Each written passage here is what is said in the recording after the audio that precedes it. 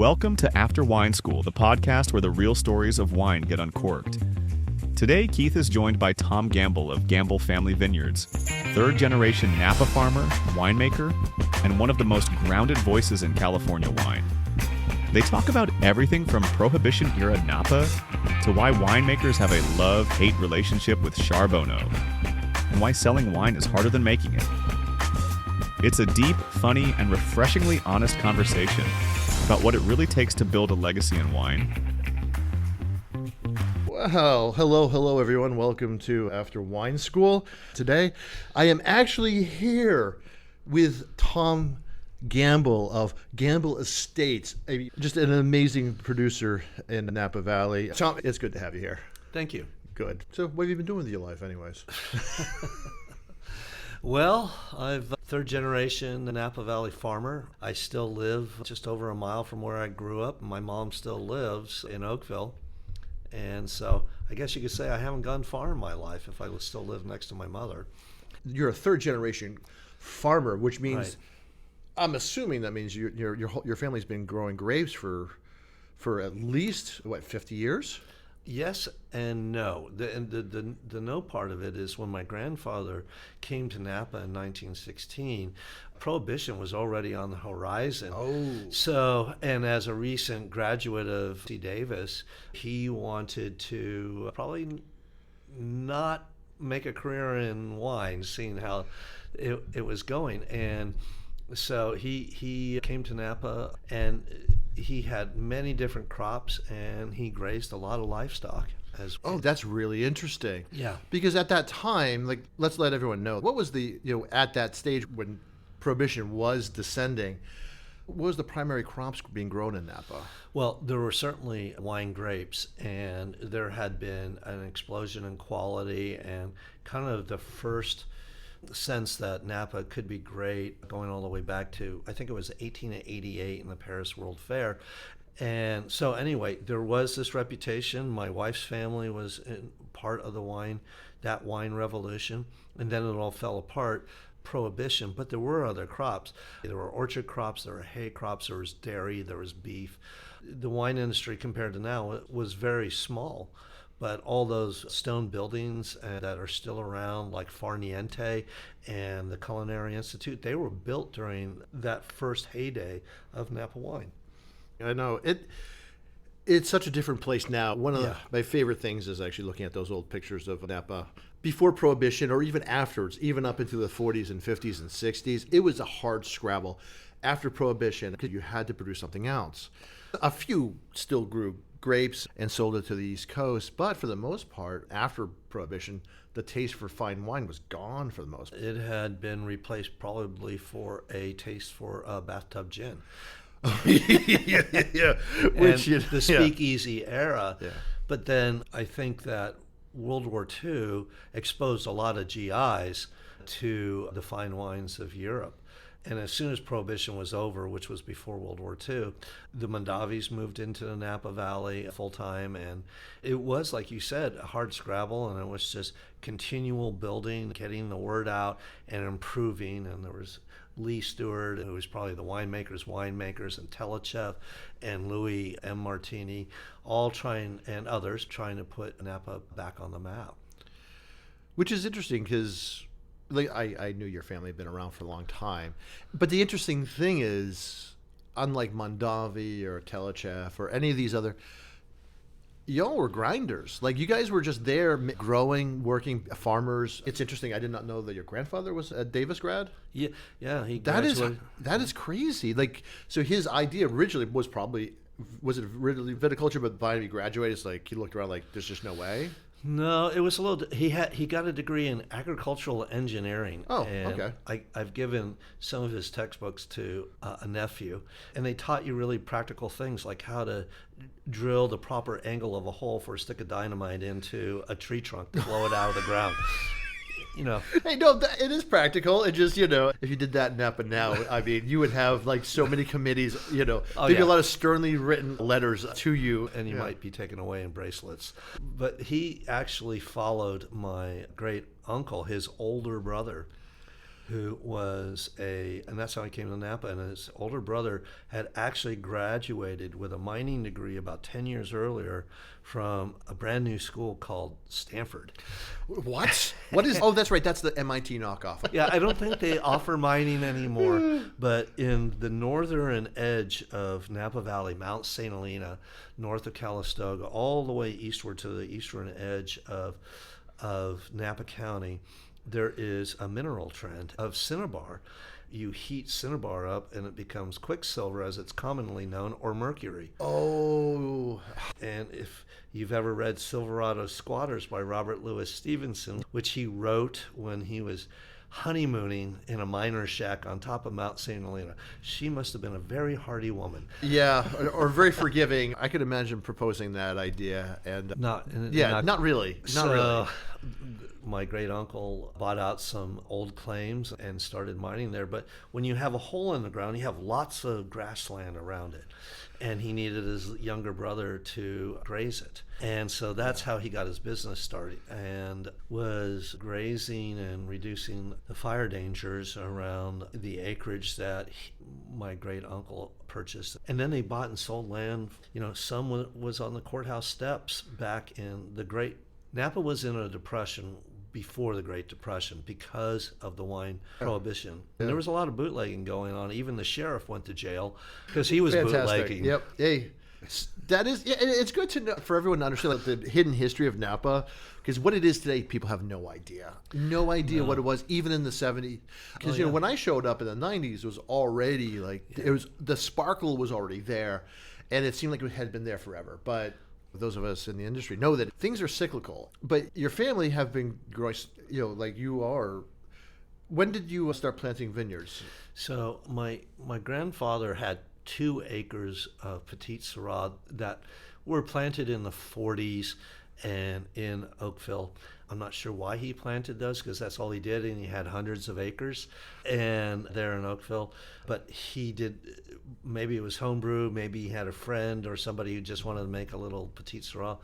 But I started making home wine, garage wine out of that with Mark Aubert in the 80s. What, like just hanging out? Oh, yeah. I got these vines, so... Yeah, well, it was rocket fuel.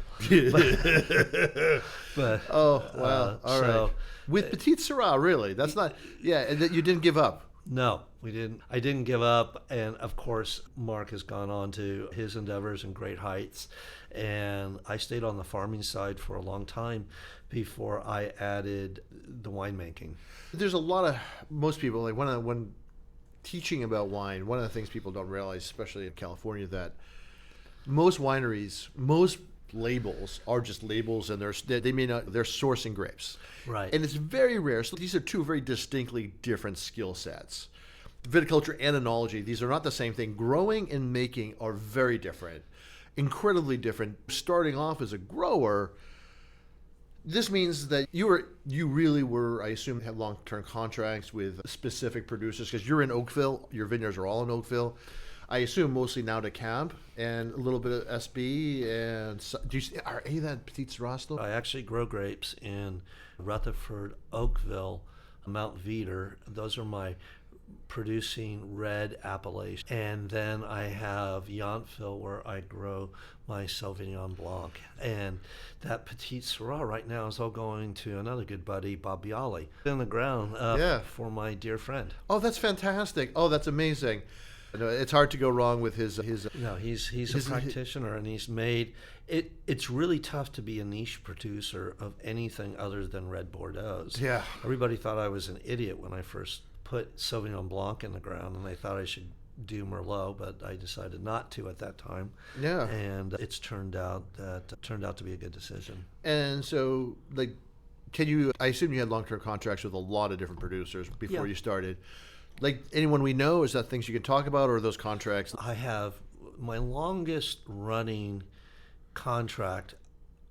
Well, the longest contract has been it's been about 25 years, maybe 26 years, with Nickel and Nickel. Hey. And the CC Ranch in Rutherford is my wife's and my property, along with a few of her siblings. And so there are others in there as well. And then Philippe Melka, one of the reasons that he is my consulting winemaker now, is I have been selling him grapes for his various projects for about 25 years. Philippe is the rock star of winemaking in Napa.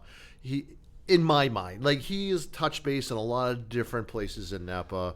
He does have that Midas touch. And when did he show up? Was it like 2000? And No, he came in the 90s. oh, he came in 90. Okay, all right. I guess we crossed paths at some point.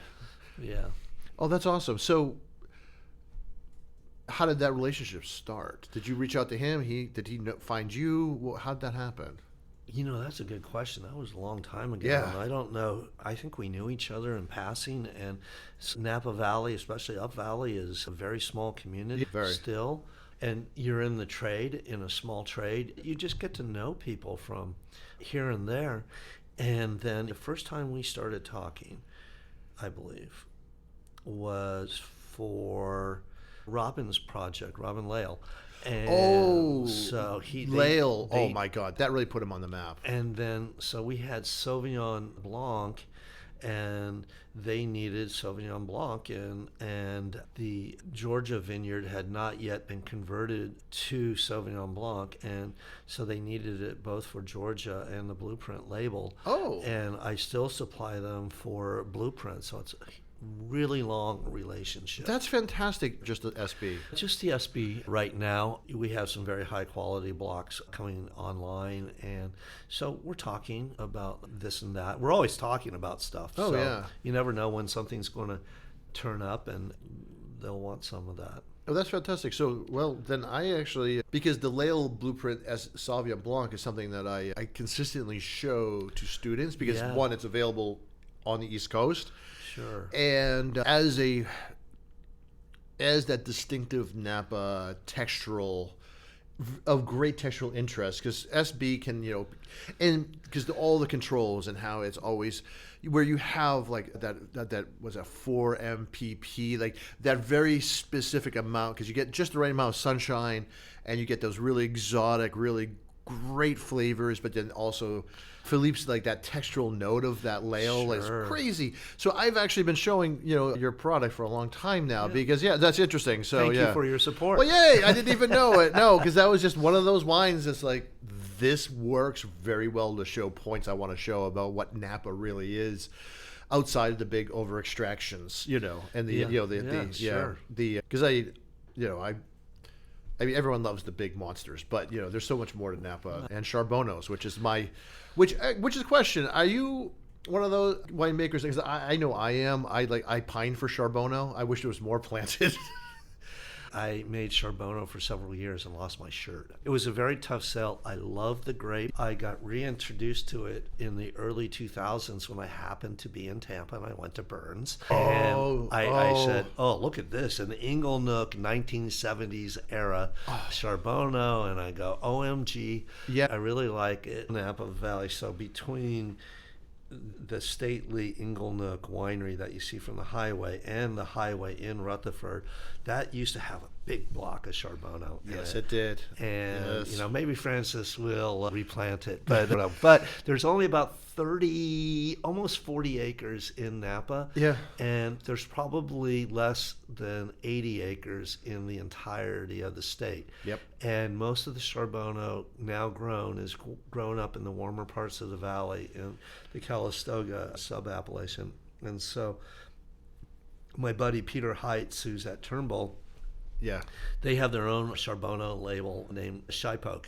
Oh yes, that's them. I've had theirs. So he's a really good winemaker, and so for several years we made Charbonneau. So it's one of those, but it just was. I had to narrow my focus again and focus on what I could make really well and get sold. And that's the problem with this business. It is, isn't it though? Because we can love, and I brought that up because I knew you were going to be in one of the, because you're a grower and you love Napa and love the history. Like, of course, Charbonneau and no one else. And here's the thing: is you didn't get introduced to it there. You got introduced at Burns Steakhouse. I just make sure that so people listening know that's a steakhouse that has the most insane back catalog of California wines. And it is in Florida. I've never been, actually. It's in Tallahassee. Where is it? It's in Tampa. Tampa, okay. And it could be changing now, though. At one point, the founders of Burns were some of the biggest buyers of Napa wines. They actually had rail cars worth of wine delivered to their facility in Tampa. In fact, there's a rail car turnaround track thing in the middle of the street there. Isn't it? And that is 100%. Well, the first time I heard that, I was like, that can't be true. Yes, it is 100% true. They were a repository for the history of things that don't exist. And I'm glad, because Charbonneau, and we hit on something else I want to just drill down on, because the industry is hard. And one of the things I sadly learned working at Havens was I shared Mike's love of two things, Cabernet Franc and Syrah. I love making them. I love the reductive elements of Syrah. I love Cab Franc, and I love what you can do with all those degree days in Napa. It's just texture and beautiful, and I absolutely love it. And Mike went bankrupt making it. And that's a shorter version of the truth. But it was that thing that you learned really. The hard lesson is that as a grower, as a maker, it's hard to sell things. There's an absolute love, but then you also have to temper that with what you can do. And that's brutal because you've been growing for a long time. But one of the things I point out is that if you're new to the game, you're probably spending, like $500,000 an acre just to get yourself started up. And your outlays and costs, you're good luck if you actually even out of the red in 10 years. But it's a hard you do have to, because margins are, everyone thinks that we're just swimming in cash, but what we're really doing is we're farmers. Yes. We're making an agricultural product, and we're just very, very fortunate that the people are willing to spend more on wine than they are on asparagus. Yeah, I'm not sure asparagus can be quite as romantic as wine, although I love asparagus. Yeah. Could you imagine? That would be worst Mother's Day, worst Valentine's Day ever. Also, asparagus wine, really not a thing. Yeah, you can make it, though. Yes, It has sugar. It would. That's true. First job with Maynard Amering. Oh, really? Yeah, I was a freshman. He was winding down his career, but he took me under his wing. So the first thing I had to do was go and physically check all the books in the library at Davis and make sure that everything had been transferred over to microfiche that had to do with wine. Oh, wow. Oh. There's like 30,000 volumes.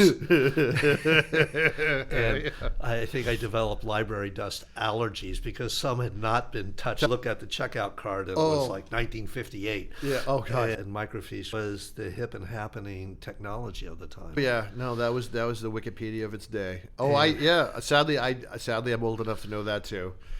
I know. People, or just I made a joke about the Dewey Decimal System, and everyone in class just looked at me blankly. Oh, never mind. Yeah, I know. Right. Oh my. So, and I want to point out also that you live just a couple of miles away from your vineyards, next to your mom. You live in one of the most beautiful places in America, with beautiful weather, except for sometimes fog and sometimes rain. But and yet here you are in humid Philadelphia, in New York. This is a trip that not just you, but pretty much every winemaker I know has to make. Yes. You have to make the pilgrimage to the East Coast. What most people don't understand is that this is the economic center, along with Texas, of the wine industry. This is where all the money comes from. And in fact, I like to tell people when I'm teaching, is a good friend of mine is Jonathan Newman, who, the nod of recognition means he's the former PLCB chairman, the Pennsylvania Liquor Control Board, who was the main wine buyer. And Pennsylvania, being it's a control state, is a massive buyer. So I just remember him. I ended up marrying his secretary's daughter, actually. And we've known each other for a very long time. But the power he had, people were very surprised. Oh, yeah. That how much power, that if he made a phone call, and to this day, I'll hey, if there's somebody who I want to go visit and they didn't answer my phone, it's like, hey, John, would you mind giving them a phone call for me? And it's immediate because, the power of the purse here is just really, it's hard to underestimate, which is why you're here, because I'm assuming you're really here to represent and bring a very great brand, but that is completely unknown on the East Coast. And that's one reason why we're talking. Yeah, that's correct. We're mostly a DTC brand, but I've always thought you have to have at least a foot in the wholesale world. It's a way for people to discover your wine if it's in the right restaurant and you have an avid fan in the Psalms or in the right wine shop, which that's a little harder here in the state. Yeah. But just going back to PLCB, it is the single largest buyer of wine in the United States, and I think the second largest in the country after one of the provinces in Canada. That's exactly right. I think that they're a little bit bigger, especially for European wines. But for California wines, I think PA is still the largest. I may be wrong. Well, they're massive, and the other control states like New Hampshire tag along so they can get a better rate. Yeah. Because people want to work with the PLCB, especially the big guys. And we're happy to work with them where it makes sense. No, we're having some discussions with some of the smaller brokers who will then clear with PLCB. And then the way the business works is they'll have more of a restaurant focus. Well, they have to have a restaurant focus. And then they'll introduce those wines into, the fine wine establishments, and maybe we get a few fans that way.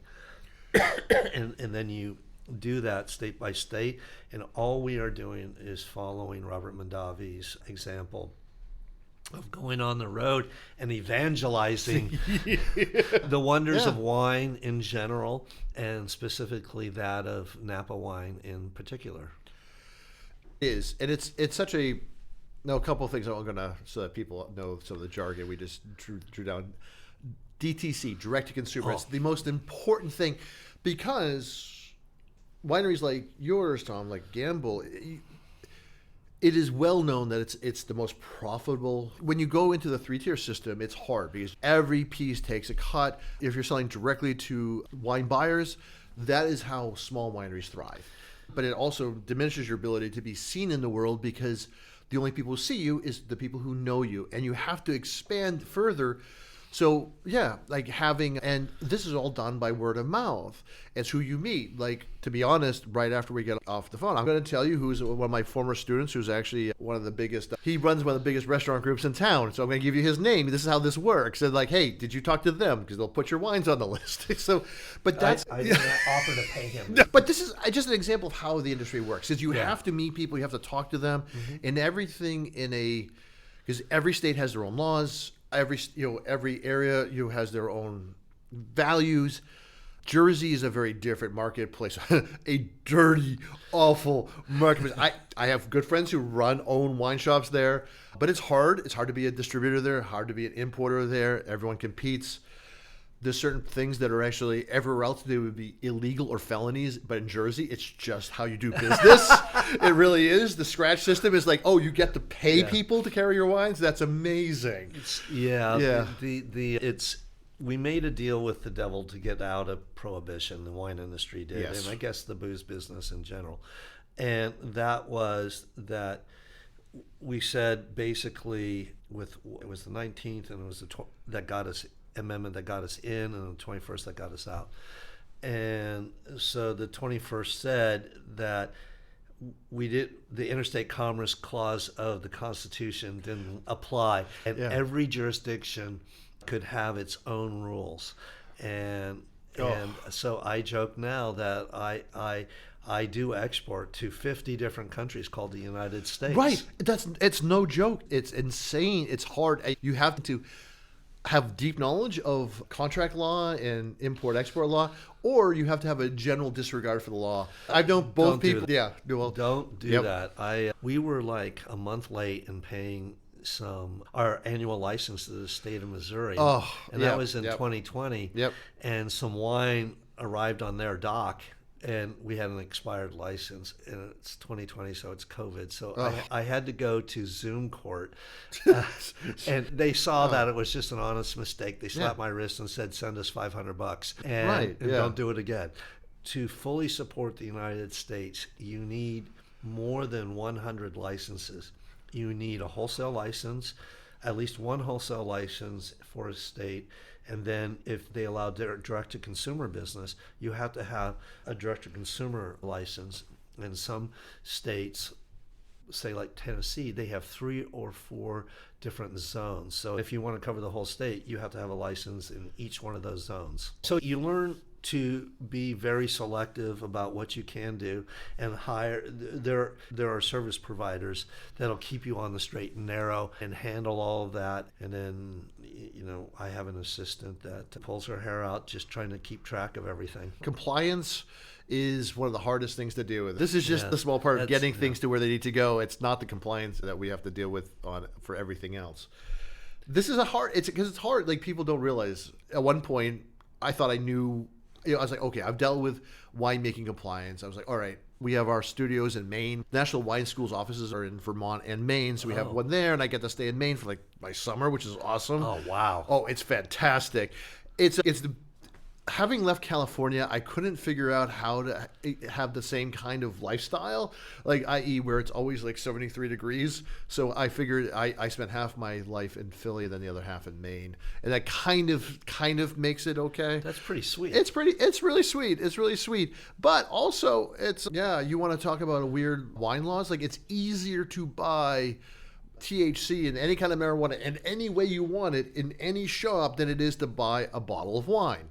It is an incredibly, because they were such a large one. They were one of the first pro-prohibition states, and they've maintained that attitude in a very bizarre way. So yeah, it's a mind-bendingly hard thing to get your head around, but also just largely, I was thinking about, I'm going to start a whiskey, because when students make really terrible wine, I have to have somewhere to put it. So that's where it ends up going. And if you see barrels hanging around the school, they're little whiskey projects. But I realized that it was even more paperwork, and I'm like, I couldn't handle the paperwork winemaking, never mind producing whiskey. So that dream just died. I have a lot of whiskey that I have nothing to do with, so there's no way in my life I'll ever be able to drink 40 gallons of whiskey. Yeah. Well, it'd be a short life. Exactly. Renal failure, here I come.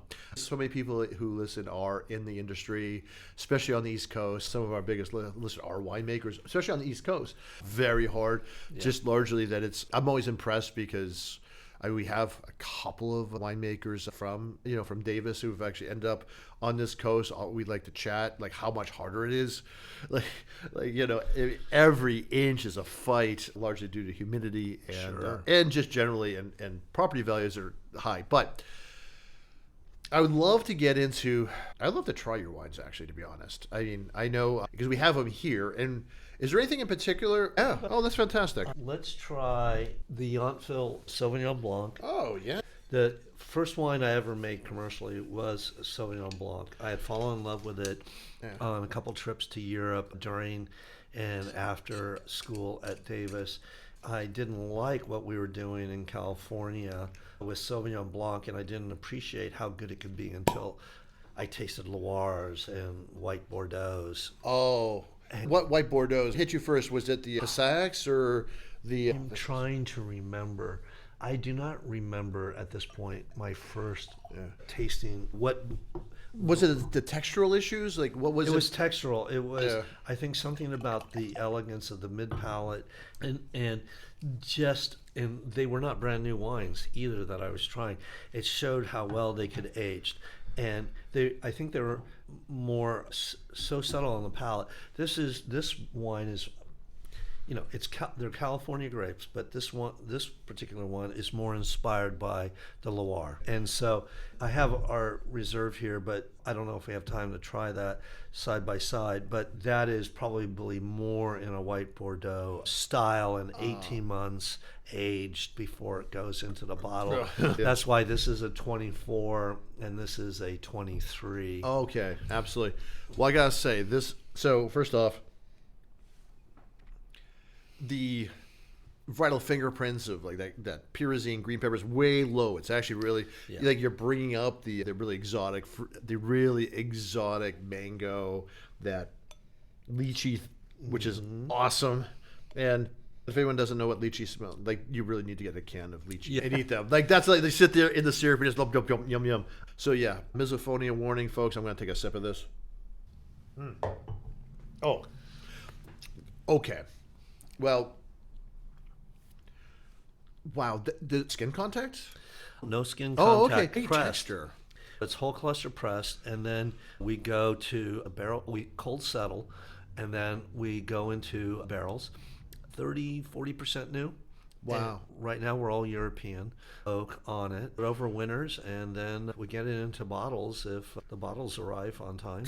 Post-COVID nightmares. Supply chain. Oh, so first off, tasting notes, so folks know what this tastes like. So this is I agree, like saying this is closer to like fume with that really exotic fruit, but then the texture is really remarkable because it hits the exotic fruit, but then it goes to this nice pithiness and a little bit of structure. I was thinking skin because there's just a touch of there's a little bit. I think it's actually your oak tannins are coming in just a little bit, building out that structure, and then with this really nice, it's a richer finish, and the oak is not really coming through that much, which I love. It's like forcing the fruit up, and then like it's just almost a like savory back end with the oak. It's really nice, and of course, yeah, and you're distinctly not calling it fume because it's not. There's no mallow here. It's just.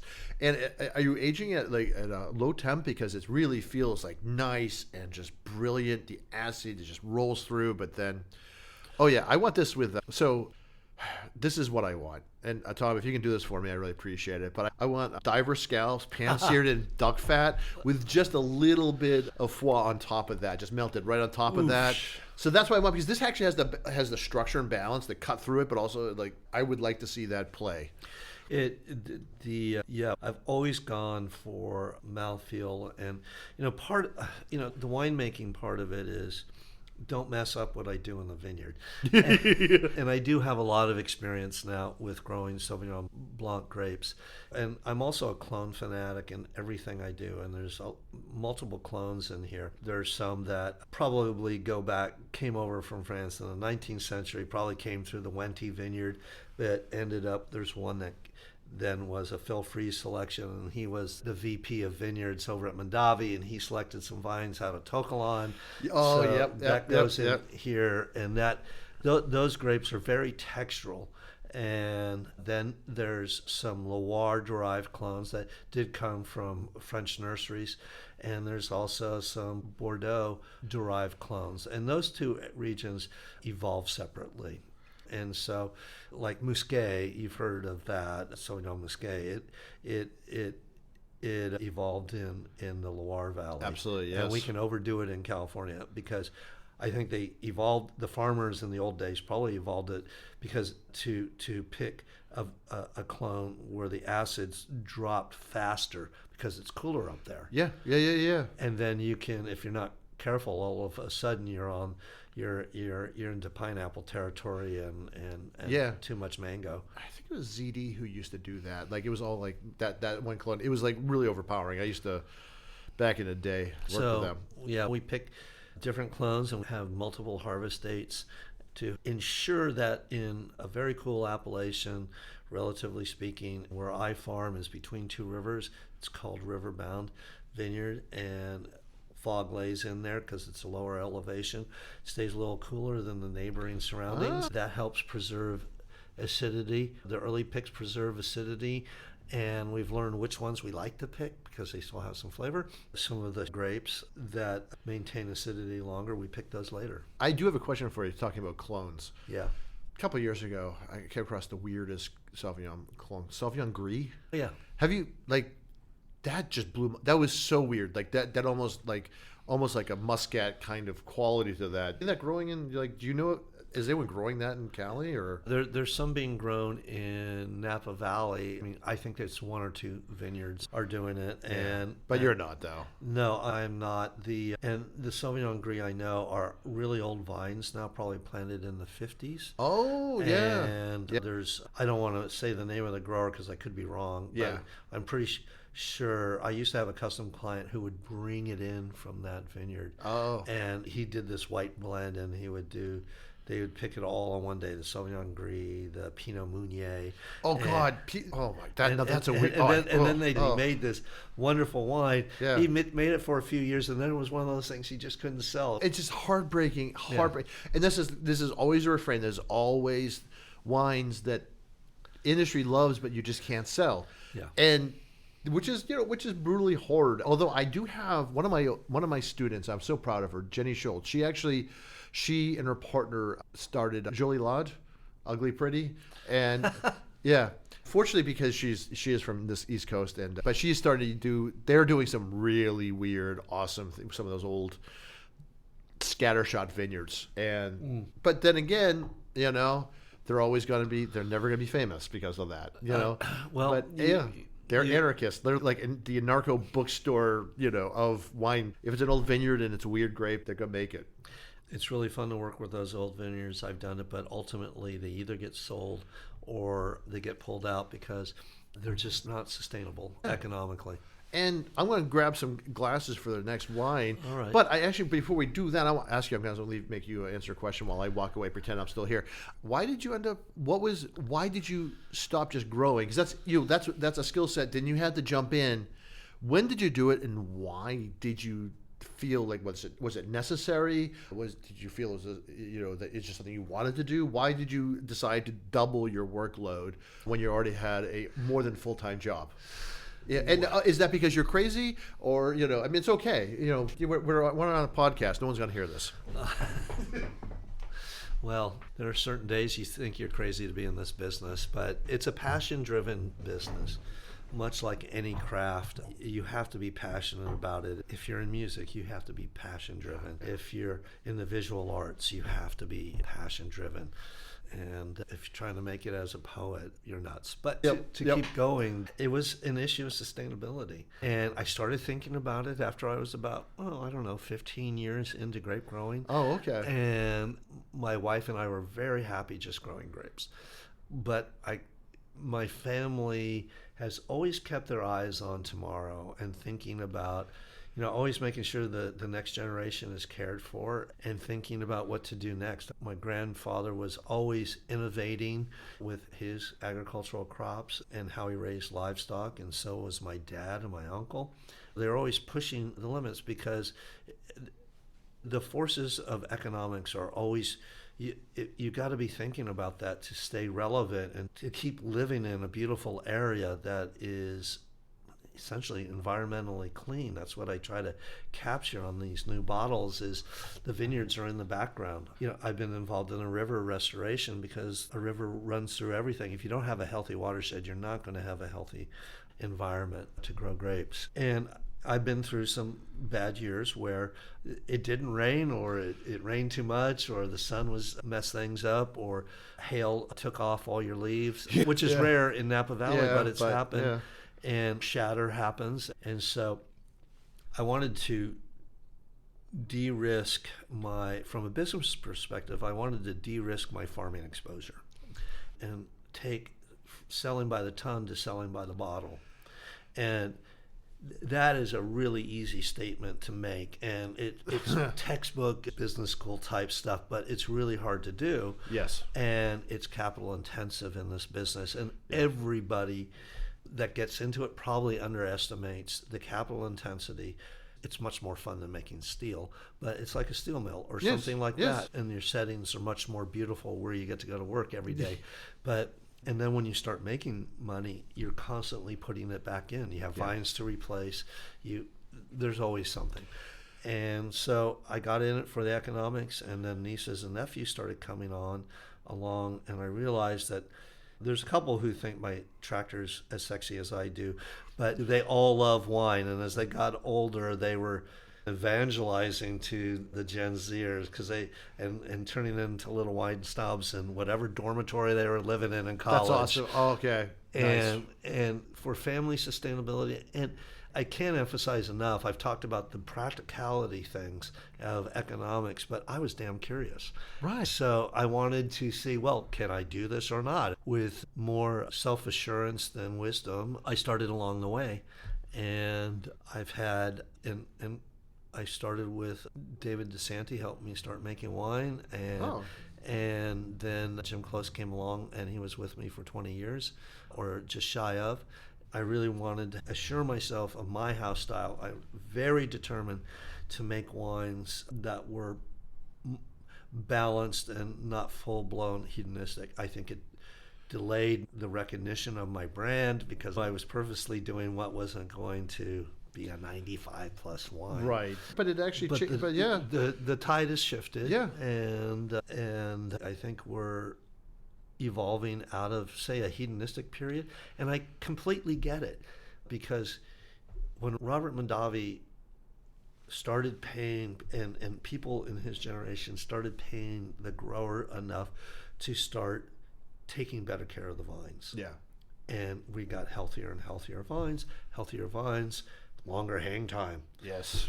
And you couldn't, I mean, the Judgment of Paris wines in 76, the alcohol contents were like in the high 12s and 13. Yeah. And it was because we couldn't get grapes riper. All the leaves were red in August. Yeah. And I hated that, because then that's when your mom puts you in your Christmas sweater and takes you out in a 90-degree heat to take your Christmas, and then there's one kid's crying, one kid's going like this, pulling his and all that. Oh yeah, and most people really don't understand that. Like, but so when I teach Napa, like to professional, I break it down into the 3 generational shifts within Napa cabs specifically, because you do have your late 70s, early 80s style, which was, even when they start cleaning up, it was still refined, but then you start getting into your 90s, like 97 right. being that type, like where that massive, unctuous, like insane oak, where people didn't know how, that when 98 hit, people didn't know how to figure out how to deal with a lesser year, and so everything was just overblown with oak, and then there was no structure. And then the aughts just turned into like this, I mean, it just was like cocaine-fueled binge of monstrosities. And you saw, but then it was interesting, because then you saw the declining influence of critics, which is actually, especially Robert Parker, where you're seeing this less push on high alcohol, massive oak, and into just actually more cleaner, more traditional flavors, where you can actually have. One of the things that's hard to point out is that the bigger the wines are, the less nuance you have. There's that, and there's less of the appellation or the sub-appellation, particularly in the terroir, I guess is a better word. And terroir is not just dirt, it's all the environmental factors. And then I add one more thing. The interaction the human has with interpreting that. Oh, yeah. Oh, it's everything. I mean, it's every clone. You've just been talking about clones in our core sommelier program. The thing I actually have everyone repeat after me, terroir is bullshit. And everyone's like, what? Like, terroir is bullshit? The way you think about it's bullshit. Only when people are in the advanced program do I actually run the terroir program for 8 weeks and then show, okay, this is what terroir is, this is what fruit is, this is what secondary flavors are, this is what tertiary flavors are, and then let's go into seeing this, and let's go into vertical vintages. Let's see what remains the same, because that's actually when you're finding things that are consistent. That's when you know what terroir is, and only at that stage. But my tattoo is terroir is bullshit, which is not. I point out, and I guess this is inside baseball, because that's not definitely what we don't tell them. Because you need 8 weeks to really get into it, really understand it, because and we want to evangelize and bring people into wine, and it's too intimidating at the beginning. And I try to tell people who love wine and are intimidated, all I say is there are 2 things you have to know to start. You like it or you don't, and don't let anybody tell you different, because your journey will evolve. It's just like your taste in pop music when you were 13 years old. You probably don't like that same. Yeah, I know. I grew up with punk rock. It's somehow. Well, damn it, so did I. Yeah, I know. Gang of Four is still in my brain. I miss CBGB. Yeah. No, that's funny. But so I guess we have more to share, because I played in a punk rock band when I was a kid. I had a mohawk. My nickname was Skinny Puppy, because I was like rail thin. More hair in my eyes than Joey Ramone. Oh, that is awesome. Oh, I know. So you're Gen X too? Ish? No, well, I don't know. I'm on what some call the saucer generation. I was born in '61. Okay, the spillover of the baby boomers, and before the Gen X really got started, and I've always felt a little trapped in between those 2 generations. And it's not really a trap. It's because I think we oversimplify things by just lumping everybody into some sort of generational cohort. There are some similarities, but that's like saying I don't know. It's just not enough for me. And it's like saying Gen Z doesn't like wine or the millennials don't like wine. That's an oversimplification of it. And I've been evangelizing since Sunday night here on the East Coast. And I'm happy to see so many 30-somethings attending the events I've been doing in D.C. and New York. Well, absolutely. So one, because we run classes 4 days a week, 5 days a week. Oh, wow. And half of that is academic programming. And that's like people commitments of 4 hours every Sunday for a whole semester onwards. But one of the things is consistently the amount of people in their late 20s, mid 20s has been consistent straight through. And this is that, mind you, we're not cheap. That is a huge commitment that they're making, that they love. But, and also another thing, so like we have seen that youth, people in their 20s and 30s are 100% in wine, fine wine. What I've also noticed, because I'm in the middle of doing a technical research for a consultant, one of the things was actually like coming to grips with understanding where the market's going. And so I had to run my whole investor pitch deck and all of, and one of the things after multiple months of research that I walked away with is that honestly, the millennials, the only thing you can see different, their love of wine is just the same as Gen X and boomers. You don't see any real difference. What you see is that they're just the same percentage of their income they're devoting to fine wine. If you say just fine wine, they're consuming. It's just that they're making right now a little less than boomers and definitely less than Gen X. So of course they're spending less per dollar, but the percentage. So as they're coming into their earning power, we're not going to see a dip there. Gen Z is interesting because we don't have enough information about them. They seem like they are, I'm very fascinated with what I've been seeing in the later Gen Z. Like we're getting some soft numbers on that. But they love, it doesn't seem like they're as much into brands as everyone thinks. They definitely seem like they really love that they're the children of the Gen X. Like they love authenticity and they really don't like the bullshit that they tend to, whenever they are around wine, they don't really like that, which is a huge problem in our industry, is just how we talk about it. Before we started recording today, I did point out that I drop F-bombs all the time because that's how I teach. I offend some people, but I draw in so many more people because I'm just fucking who I am. I come from wine production. My fingernails are always dirty. Like I can't help that. We are farmers. We're just really smart farmers who make a product that millionaires love. And that is very helpful for our bottom line. Yeah. My extended family jokes about the outside strip zone my wife has for me before I can come in the house. I'm dirty. I've been in the vineyard all day.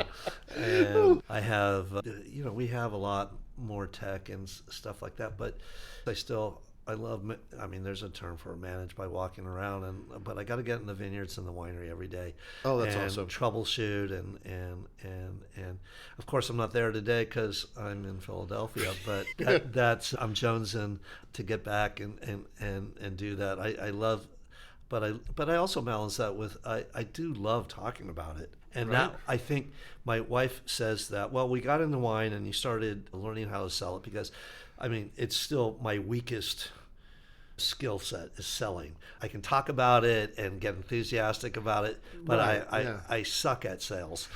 Well, I know. Oh, so do I. Look, you're preaching to the choir, man.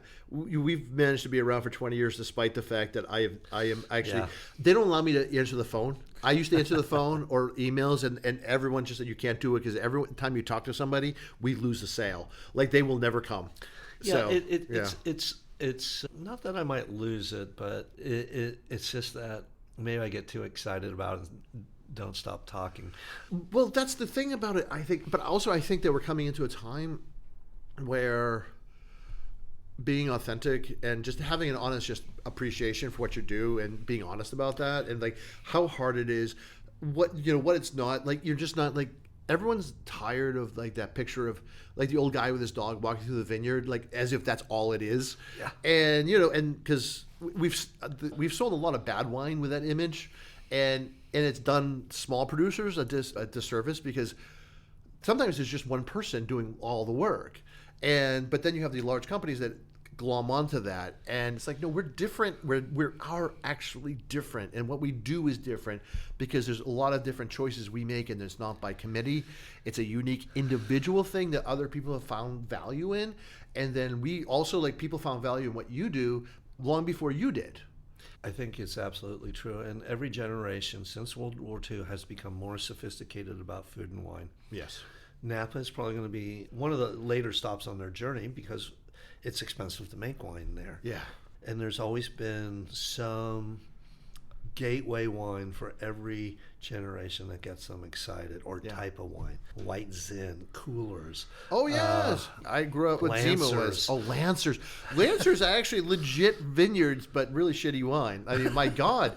That little area of Portugal actually now makes great wines. And it's so funny. It's like, that's the old Lancer vineyards.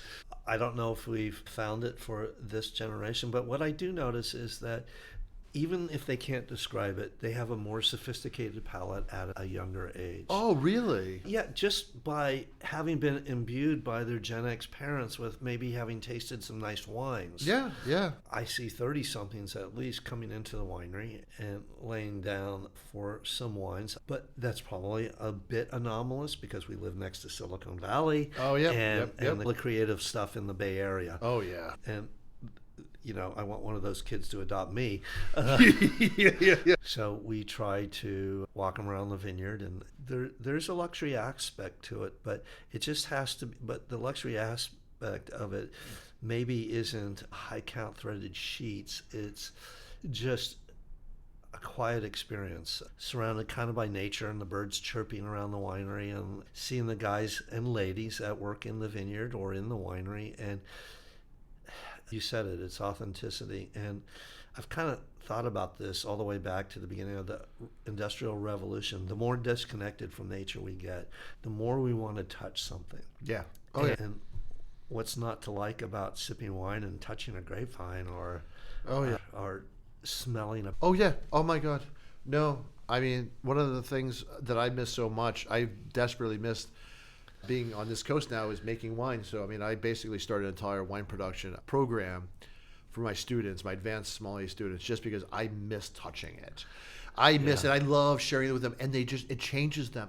And we have people who are, because we're here in Philly, so we have people who are like department heads of hospitals. We have CEOs, and they just fall in love with something that they never knew they were going to fall in love with.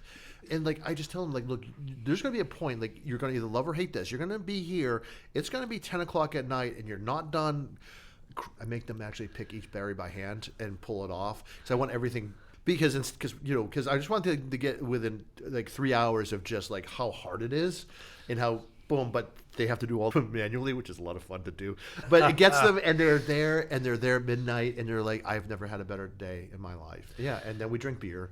And of course, because we're here in Philly, so it's gummy Yingling, and so yeah, it takes a lot of beer to make wine. If you want to be in the business, stay in and day out. There's more hours than you ever expected that you will spend on one aspect of the business or another. Yeah, it is. So you got to be passionate about it. And for those who are just learning to like wine, I like to suggest, figure out what your budget is and try as many different wines. Find a good wine shop. I mean, take some of your academy courses, or if that's not available, find a good wine shop that starts to understand what you like and just graze the menu. Yes. Try as many different things as you can, and you'll gravitate to one thing or another. Exploration is everything, and I'll just point out that anyone anywhere in the country can always take the L1 program with the National Wine School. That's a real, fortunately, my partner, who is the director of education here, she always makes me not say anything about promoting her own stuff, but I just did it because she's not here. She's also our lawyer too, so Right. Inappropriate. Oh yeah, she won't even know. I'll be like, no, honey, no, we didn't say anything about But yeah, no, this is fantastic. It's heartening always to hear, and I really love when for our listeners, readers, our students to understand what hard work it is, but also just what a worthwhile endeavor it is. Because it's you and I both share this. I couldn't be anything else. If I didn't do this, I don't know what I would do, because I'm really happy working hard and really happy, touching this dirt. This is my happy place, and I cannot imagine doing and bringing other people. I've brought so many people into this. I just don't know what else would have made me happy. You will experience the entire range of emotions being in this industry. Yeah. And I guess that's part of passion, though. And it's Yeah. the passion that drives you through. The good times are always the good times, but it's passion and dedication that gets you through the hard times. It does. It is like what happened during COVID. That was brutal. Or what's happening with the trade issues that are happening right now. Like, there's always these things you look at it, you're like, this is really bad. What am I going to do? And if I was in any other job, I probably would have given up. Well, there's only two reasons to enjoy a glass or two of wine a night: to celebrate your victories or drown your sorrows. Yeah. Thank you. But all right. Tom, it was great having you here. Thank you so much. Thank you so much. Oh, man, this is awesome. Hopefully we'll keep in touch. Oh, absolutely. All right, folks. Thank you for listening to the entire podcast. This was Tom Gamble of Gamble Estates. And of course, I'm Keith Wallace. Thank you for listening. If you liked this episode, please share with someone who you think would appreciate what we are doing here. Cheers.